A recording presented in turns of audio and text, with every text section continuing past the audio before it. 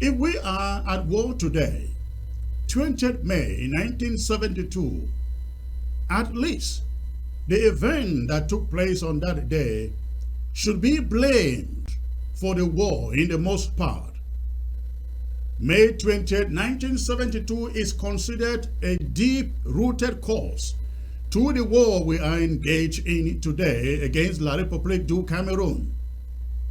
The referendum of that day was not only fraudulent, rigged, and corrupt, it was utterly illegal, considering that Fumban had expressly stated that the form of state, the federal form of state of the two countries coming together, could not be changed. But on May 20, 1972, barely 11 years after that, they did just that. They changed the form of state. The referendum on the new constitution was proposed by Amadou Ahidjo.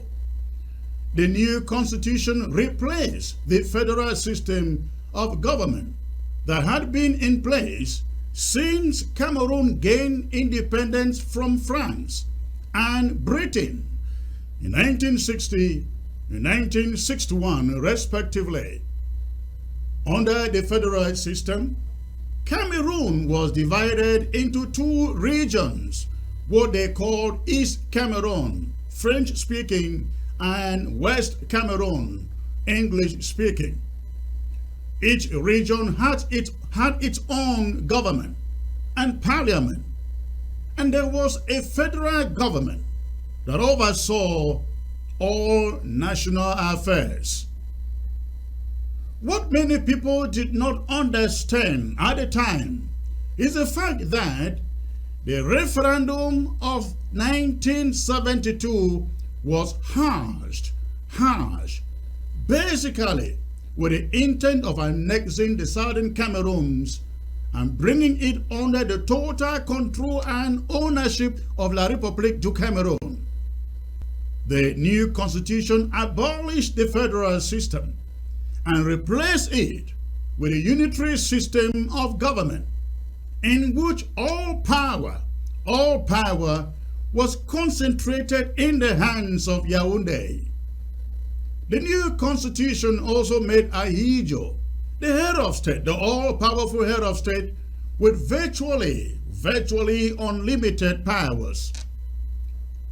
Having constitutionally, but fraudulently obtained these powers, Yaoundé was set to embark on the crusade that Paul Biya described in France to Mou Ibrahim as a campaign to integrate the southern Cameroons into the larger community, that is, the majority Francophone state.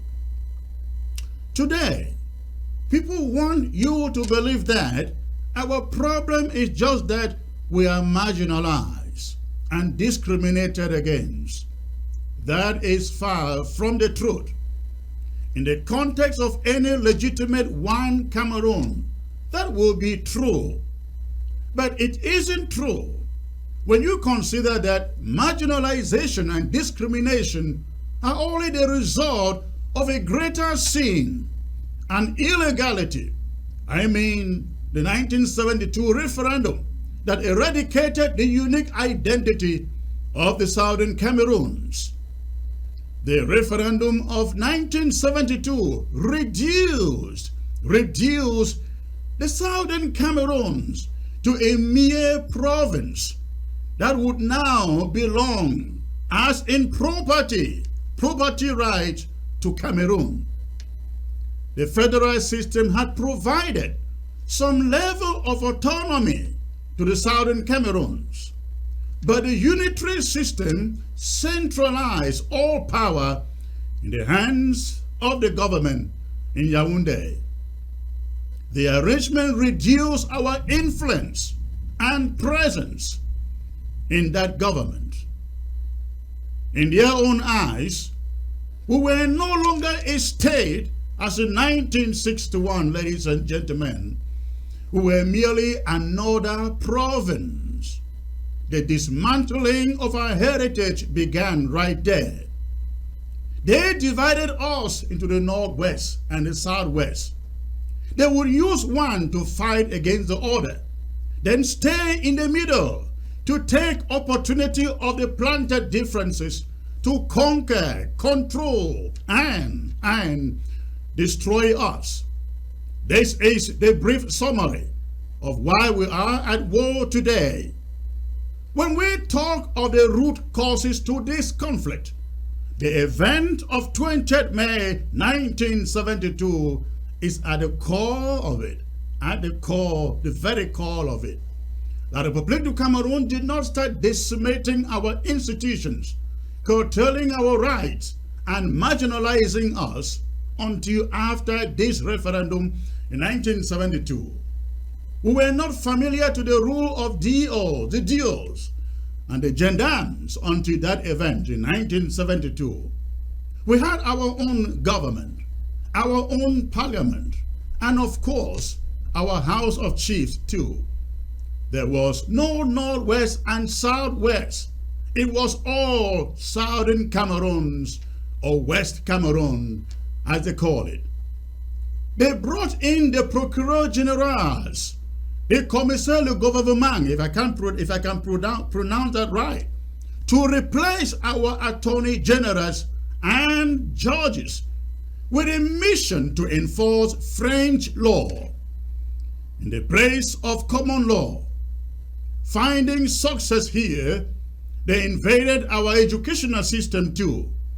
They began replacing Anglo-Saxon teachers with Francophone teachers who could barely write or speak a word in the English language. Today, in our territory, our people are harassed, our people are tortured, and dumped behind bars at the least provocation, if any. You can barely travel 5 kilometers within our own territory without coming across at least 5 harassments, so-called security checkpoints. That's what is going on today. We must speak their language in our own land to feel a sense of belonging. They are in total control of our lands. And when they have to sell them or sell the lands, they sell it only to their fellow Francophones. They are the only ones qualified to buy it. Only their people work in top companies like Sonora, CDC, and others. Only their people sit in the board of these companies too. And the companies, they still pay taxes. They don't pay taxes to the local councils where the businesses are based.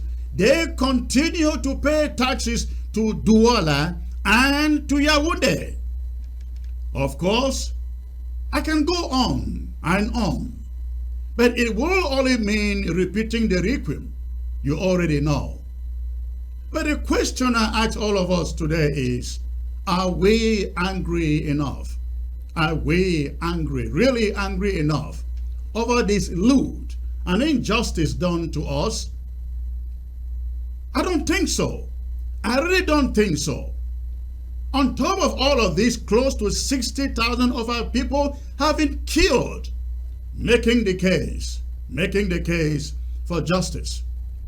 Think about the other thousands languishing behind bars just for demanding same justice.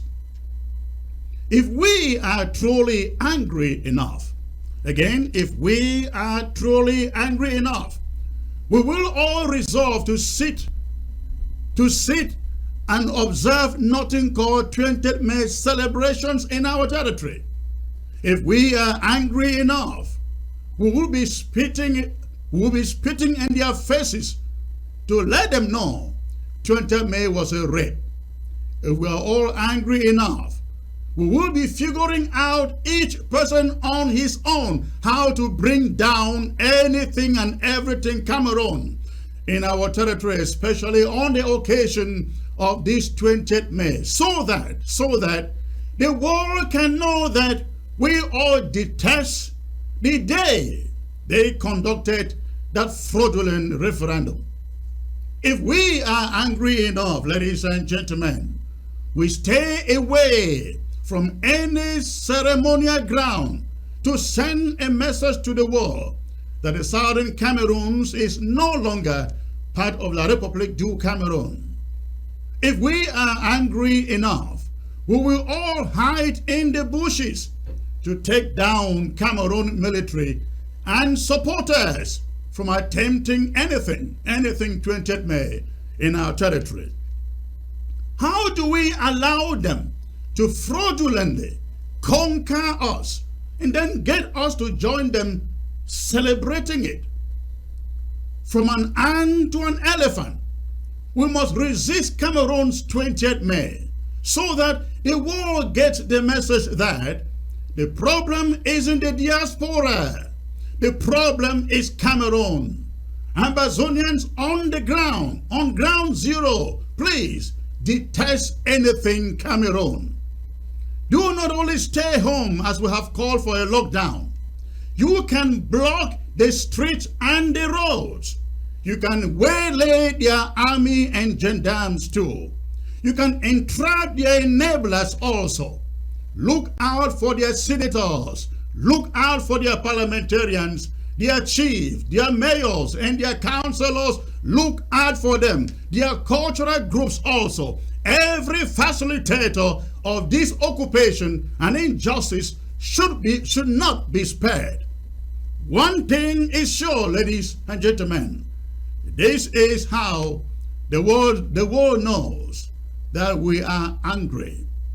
This is how the world knows how we are angry.